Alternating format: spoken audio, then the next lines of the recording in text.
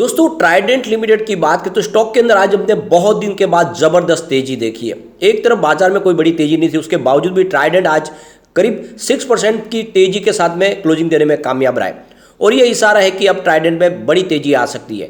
इसके पीछे सबसे बड़ी वजह यह है कि ट्राइडेंट जल्दी ही अपना Q2 का रिजल्ट भी हमारे सामने लाने वाली है।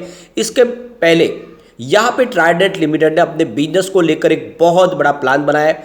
अपने सारे के सारे बिजनेस को उन्होंने अलग अलग तरीके से बांट लिया है और सबके लिए नए एमडी अपॉइंट भी कर लिए। तो ये जो सारा का सारा प्रोसेस है इसको मंजूरी मिल चुकी है, क्योंकि यहाँ पे ट्राइडेंट ने अपने शेयर होल्डर से इसकी रजामंदी मांगी थी और वहाँ से रिजल्ट आ चुका है।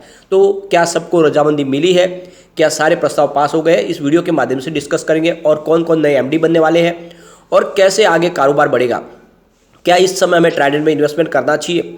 वैसे अगर देखें तो ट्राइडेंट में बहुत ज़बरदस्त निवेश म्यूचुअल फंड का भी है और ये समझ सकते हो कि छोटा पेनी स्टॉक जो मिड कैप बन चुका है आने वाले समय एक बड़ा मल्टीबैगर भी बन सकता है। जिस तरह से कोविड काल में इसने लोगों को मालामाल किया, फिर से क्या वैसी तेजी बनेगी। तो सबसे पहले आज के ट्रेडिंग को अगर डिस्कस करें तो स्टॉक की शुरुआत 36 पर हुई, 35.65 का लो बना और हाई है 37.70 का, यानी एक ही दिन में स्टॉक में बहुत ही बड़ा उछाल। अब यहाँ पे क्लोजिंग 37.55 पर है, यानी ऊपर की तरफ है। 6.07% की ज़बरदस्त तेजी देखने को मिली। तो ये आप अंदाज़ा लगा सकते हो कि आज स्टॉक में बहुत ही ज़बरदस्त वॉल्यूम हुआ है, क्योंकि जिस तरह से स्टॉक भागा आज काफ़ी शानदार है।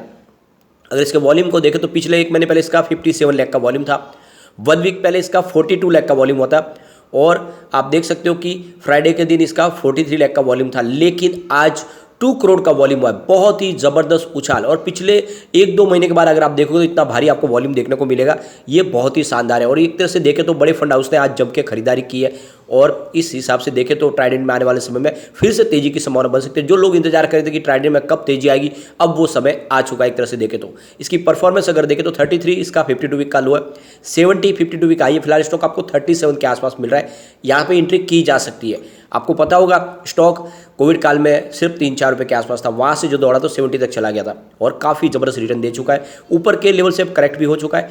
एंट्री के लिए ये सही मौका है, आने वाले समय ये कुछ कमाल कर सकता है। कंपनी अपना रिजल्ट भी हमारे सामने लाने वाली है, डेट डिक्लेयर हो चुकी है। इसी महीने की 12 तारीख को हमारे सामने रिजल्ट होगा, यानी 2-4 दिन बाकी है। रिजल्ट में इस बार भी कुछ दबाव देखने को जरूर मिलेगा, क्योंकि टेक्सटाइल सेक्टर को बहुत सारी प्रॉब्लम हुई थी। सबसे बड़ी बात तो जो एक्सपोर्ट का बिजनेस है वो काफ़ी मार खा गया। इन्फ्लेशन का भी प्रॉब्लम, साथ में जियोपॉलिटिकल टेंशन, रसिया यूक्रेन का युद्ध। तो इनका जो मुख्य बाजार है वो यूरोप और यूएस है और वहाँ पे काफ़ी ज़्यादा प्रॉब्लम हुई। सबसे बड़ी बात है कि रॉ कॉटन की प्राइस भी बढ़ी। ये सारी बातें जो इस रिजल्ट में रिफ्लेक्ट होगी और इस बार रिजल्ट में कुछ दबाव देखने को मिलेगा, लेकिन उससे कोई फर्क नहीं पड़ता है। कंपनी मजबूती से अपने कारोबार को आगे बढ़ाई है। सिर्फ इनका यहाँ पे यान या टेक्सटाइल का बिजनेस नहीं है, बल्कि कंपनी यहाँ पे देख सकते हो कि केमिकल का बिजनेस भी करती है, पेपर का बिजनेस भी करती है, काफ़ी मजबूती से आगे बढ़ रही है।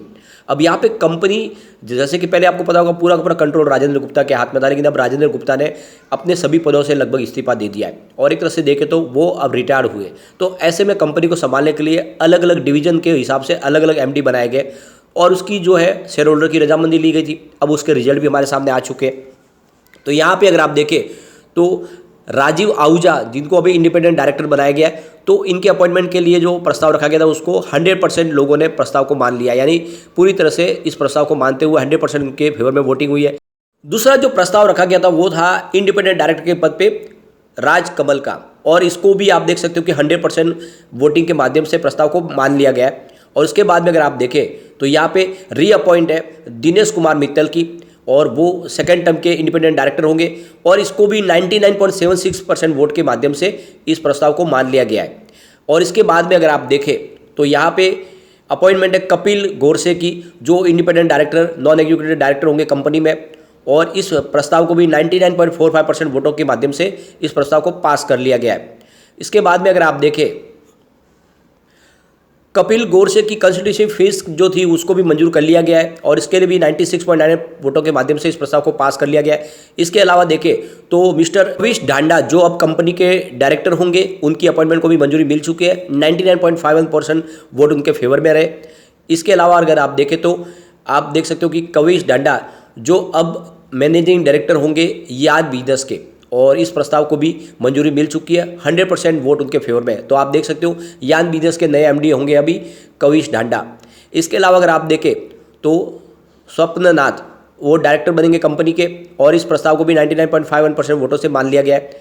और इसके अलावा अगर स्वप्ननाथ अब एमडी भी होंगे बात लेन बिजनेस के, तो आप समझ सकते हो इस प्रस्ताव को भी 100% वोटों के माध्यम से मान लिया गया है। तो नए एमडी मिल चुके हैं बात लेन बिजनेस के। इसके अलावा अगर आप देखें तो कमल गाबा ये डायरेक्टर बनेंगे कंपनी के, इनके अपॉइंटमेंट को मंजूरी मिल चुकी है 99.51% वोटों के साथ में यहाँ पे देखें तो कमल गाबा अब एमडी होंगे बैड लेन बिजनेस के। तो आप देख सकते हो इसको भी 100% जो वोट है उनके फेवर में आ चुके हैं। तो आप समझ सकते हो कि बैड लेन बिजनेस के भी नए एमडी मिल चुके हैं। इसके अलावा देखें तो अपॉइंटमेंट नवनीत जिंदल की हुई है डायरेक्टर के पद पे कंपनी के। इसके अलावा नवनीत जिंदल को एक और पद दिया गया, वो है एमडी अब पेपर और केमिकल और एनर्जी बिजनेस के। तो कंपनी के 3 सेगमेंट और है, पेपर, केमिकल और एनर्जी बिजनेस, इन सब के एमडी होंगे अब नवनीत जिंदल। और इस प्रस्ताव को भी 100% वोटों के माध्यम से मान लिया गया है। इसके अलावा प्रदीप कुमार मार्कंडे अब कंपनी के डायरेक्टर होंगे और इस प्रस्ताव को भी 99.51% वोटों से मान लिया गया है। इसके अलावा अगर आप देखें प्रदीप कुमार मार्कंडे अब कंपनी के एमडी बनेंगे और उनको जो काम सौंपा गया वो है ग्रोथ और प्रोजेक्ट फंक्शन कंपनी का, और इसके वो एमडी बनने वाले हैं। तो इस तरह से आप देख सकते हो कि हर अलग अलग डिवीजन के अलग अलग एमडी बन चुके हैं। अब तेज़ी से कंपनी ग्रोथ की और आगे बढ़ेगी, कारोबार तेज़ी से कंपनी का बढ़ेगा, क्योंकि बहुत सारे लोग हैं जो निर्णय लेंगे और कंपनी के बिजनेस को तेज़ी से आगे बढ़ाएंगे। एक तरह से देखें तो अब कंपनी का विस्तार शुरू होगा, ऐसे में आने वाले समय इसकी प्राइस भी बढ़ेगी। यहाँ पे अगर हम देखें इसके रिजल्ट को तो 2022 सबसे शानदार है कंपनी के लिए। आप देख सकते हैं 2019 में कंपनी का टोटल रेवेन्यू 5.29 थाउजेंड रुपीज़ का था और कंपनी को 0.37 थाउजेंड रुपीज़ की प्रॉफिट हुई थी। 2020 की बात करें तो कोविड काल था, उस समय भी कंपनी ने 4.75 थाउजेंड रुपीज़ का रेवेन्यू कमाया और कंपनी को 0.34 थाउजेंड रुपीज़ का प्रॉफिट मिला।